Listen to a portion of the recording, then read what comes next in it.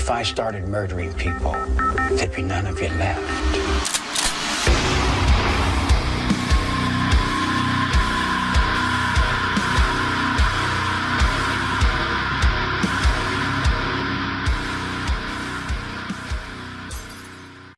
Hello, ladies and gentlemen. My name is Brett Keane from God TV Radio. Make sure you check out all my YouTube channels, subscribe, comment, and rate. Also, connect with me through Facebook and Twitter. Check out my brother's YouTube channel.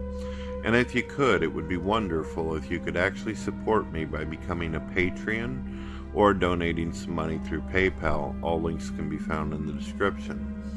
Today we're going to discuss the universe, and I'm going to present rational, logical arguments on why it is that the universe has a high probability that the first cause was in fact an intelligent mind, a designer, what some would refer to as God, a prime mover, the end of infinite regression. For those out there that don't understand what infinite regression is, it is basically a cause where it does not have a cause before it, something that's always existed. The atheist as well as the God believers find themselves in a hell of a conundrum whenever you take a look at the model of the universe that is right before you, as you can see. I just want to point out something just for shits and grins and laughs. Do you see the light source at the very beginning of the universe? Right here, where the Big Bang begins. Kind of reminds you of what people talk about whenever they state that they die. They see light at the end of the tunnel. Interesting that the universe itself looks like a tunnel, and if you were going backwards towards it to the original source, you would see light, almost as if you're going through a tunnel.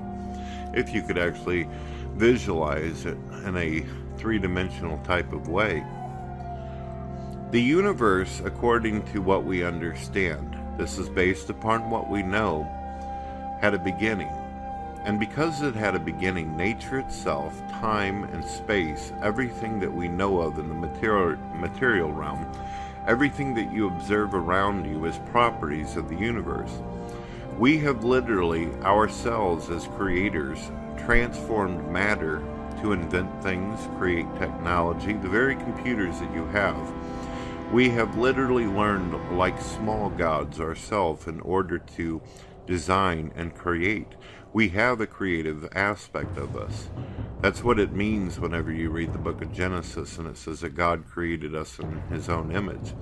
We have the ability and the attributes to be able to understand things, to be able to rationalize, to be logical, and to be able to comprehend our environment and the properties of the universe around us.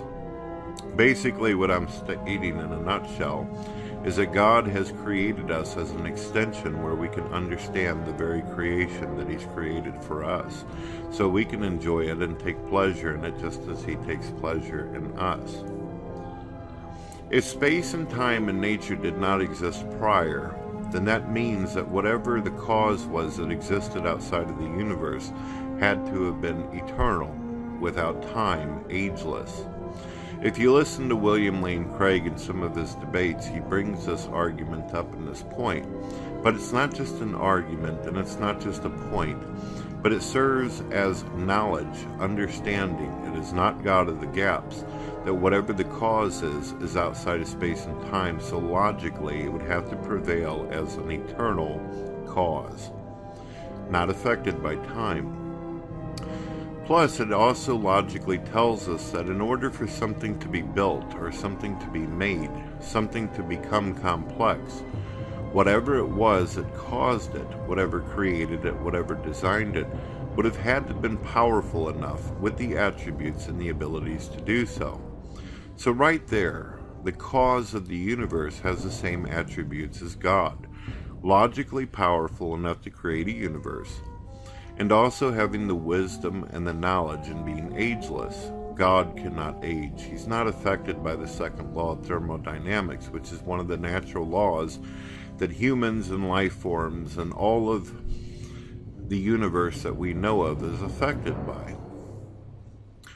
Now God, according to this rational logical argument, you would have to think to yourself logically, if God is going to create a universe and he's going to expect life forms to be able to exist in it, he's going to have to create a universe that works under strict laws.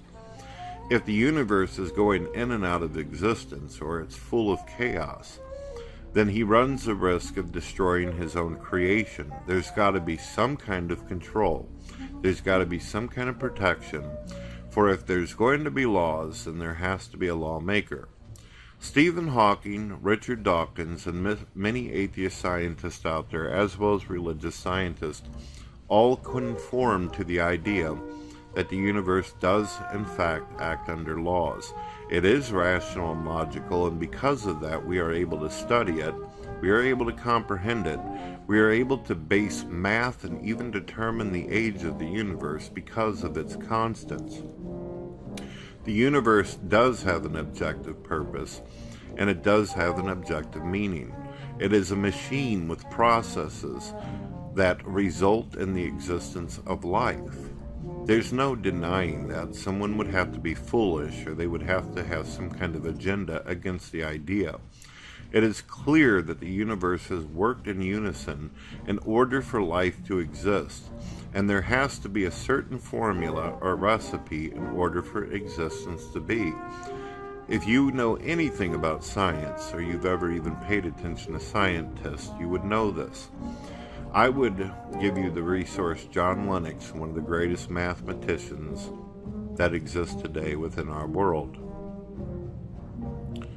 So now that we know this, the atheist cannot make a claim that whatever the cause is of the universe was natural, because nature has a beginning. Nature came into existence, as did space and time. So the atheist can never claim that there's a naturalistic explanation for it, unless they want to try to claim that there is some other form of nature that we don't know of. But even that would be a faith-based claim. That would be a position of gap of knowledge, and they would have to assert something that they have no knowledge of or understanding, which, strangely enough, many of them do. For if you deny the existence of God, then you have to fill in the blank. You have to assert that if God did not do it, then something or someone else did. And the atheist will be the first to tell you, if they can be humble enough and put down their pride, that they don't know how the universe came into being. Not even the most intelligent non-believer out there can understand this, and even scratches his head. The body of creation is a mystery to the atheist as well as the believer. They are both in the same boat, as Carl Sagan points out. They're going in the same direction, and they simply don't understand. So, how can there be an eternal nature? When we see right in front of us that nature itself deteriorates, decays, it dies because of entropy, the second law of thermodynamics. It is more rational and logical to believe that life comes from life than non-life. We have literally trillions of pieces of evidence alone right before our eyes. Just walk through a supermarket. Simply turn on the news and you'll see that there are literally billions of life forms on the earth, animal as well as human. There has never been a time where it has ever been observed where life comes out of non-life. So it is more rational to accept that life comes from life, and whatever the first life was had to have been a prime mover. The cause had to stop infinite regression. As you can see, the atheist will not be able to make any kind of argument because there's never been a point in any observation in science where life comes into being by itself. The atheist might make the argument that, well, maybe one day a scientist can go into a lab and screw around with a bunch of chemicals and properties and actually create something that would be defined as life. But all he would be doing is proving what we already know, that in order to create life, you need an intelligent designer. And a scientist in a lab is defined as someone with an intelligent mind who is putting properties together to do exactly what God did with the universe in the first place. The difference between the scientist as well as between a scientist and that of God, though, is the scientist is using the properties of the universe that God has already provided for him, is where God actually created the properties himself, the code work. He did all the framework of life. And the scientist can only use a script and pieces of the program in order to reestablish and do like God. But being that the scientist is a created entity, an agent that was created by a powerful, more wise, knowledgeable, understanding entity that has always existed, the scientist will never be able to stand up in comparison to that. So how is it possible for God to have all the attributes, such as all-knowing? Well, if God, being here, started or always was, he's existed all throughout the universe. So he's had plenty of time to be able to access and understand every single property that ever was. Anything that is logically known, God will observe it. How is it possible that God can be everywhere at all times? Well, that's easy. God is not affected by time. God is outside of space and time, so God is all around this ever-expanding universe. And also God has shown biblically, as well as through many other manifestations of religious literature, that he has the capability of going from immaterial to becoming a part of the material universe. But strangely enough, something that boggles my mind is God allows himself, whenever he's actually in the universe, to be affected by the laws themselves. God basically constricts himself to the laws of the universe. Take Jesus Christ, for example. Now, this is presupposing that you believe that Jesus Christ historically existed and did the things he did, of course. But Jesus Christ aged. He got older. And if he had not been crucified, he could have very well grown to be an old man and ended up dying that way if he had not been executed by the Romans as well as the Pharisees. So this shows us that because he was able to suffer pain, that he went under the same laws and constricted himself and limited himself to the material realm. Isn't that fascinating whenever you think about it? Some people ask the question, why does it seem like God is anthropomorphic? Well, doesn't it make sense if God created us, he's going to create creations that he can identify with, and he's also going to create us in a way where we can understand him. So it's understandable why it is that there would be similarities between the way God thinks and does things and also the way we think. The difference between us and God, though, is God doesn't have the same kind of greed and desires that we do. We are fleshly, finite beings, where we feel like we're restricted by time and limitations. We want things, and we give things more, how shall I say, we take things for granted, as where God already owns everything. He is the creator. He is the proprietor of all these properties. So he doesn't have the same kind of temptations or desires that we do. The Bible, as well as many religious texts out there, if you take any of them into account, shows that God does have feelings, that he does have emotions, but he's able to deal with them in a different way. And he comprehends death as more of a transition as opposed to a permanent end. God doesn't have to worry about the concept of death because he understands how to get out of the limitations of the creation that he's done. He can go immaterial and material anytime. And some people might think, well, that's odd. How is that possible? How could God actually do these things? If an entity exists outside of space and time and has the power enough to create a universe, then surely there's a lot of great things that you would suspect from a life form such as this. Some people believe that there's multiverse, where there's many of these different universes that you see before you. Fascinating enough that if there is a bunch of universes out there, that actually makes it more rational and logical that there would be a life form powerful enough to understand. If something's existed for billions of years and it existed within another universe or another universe before it, then it would not be under the same laws that we have in our universe. You see, if the universe as we know it has these laws, it is because of the way God did it. If he existed within another universe, he could have easily created the universe with other attributes and laws to it on how it would work.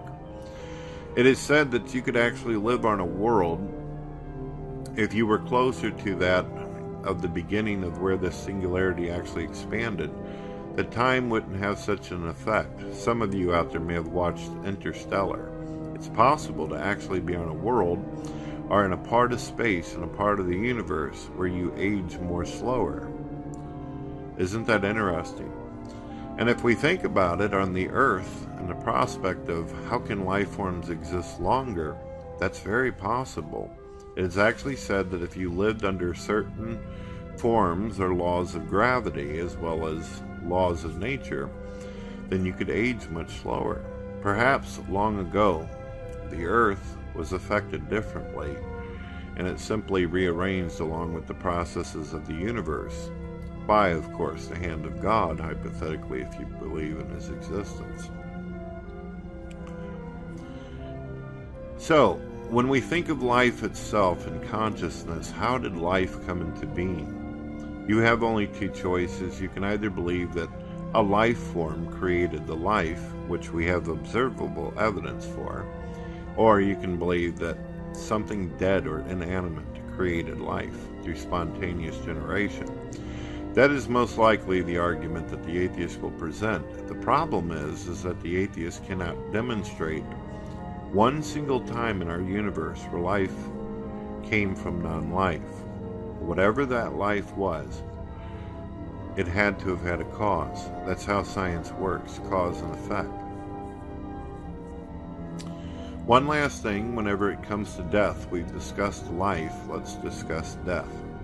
In a universe where the energy and the power, output and input, is always the same, there's no added information and there's none taken out. Information and energy just continues to transform over and over.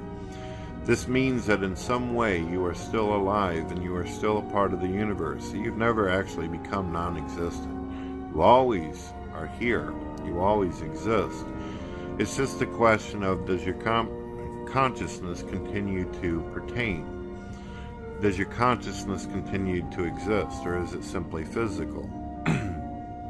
If we are simply physical beings, but we also have an energy inside of us, and the soul being the battery, then it's just really a matter of someone or something intelligent enough to be able to reorganize our properties back to its natural state.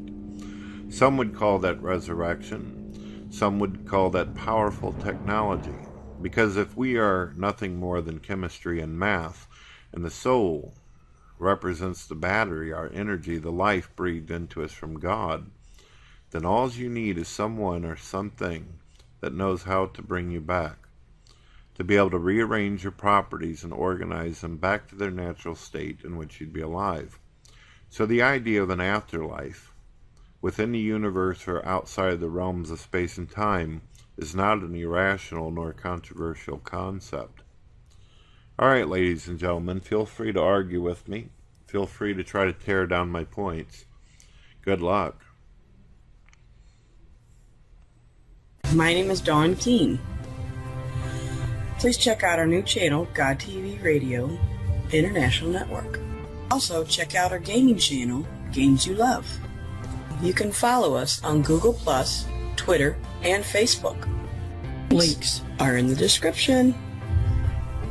Please don't forget to subscribe, comment, and rate. Have a good day.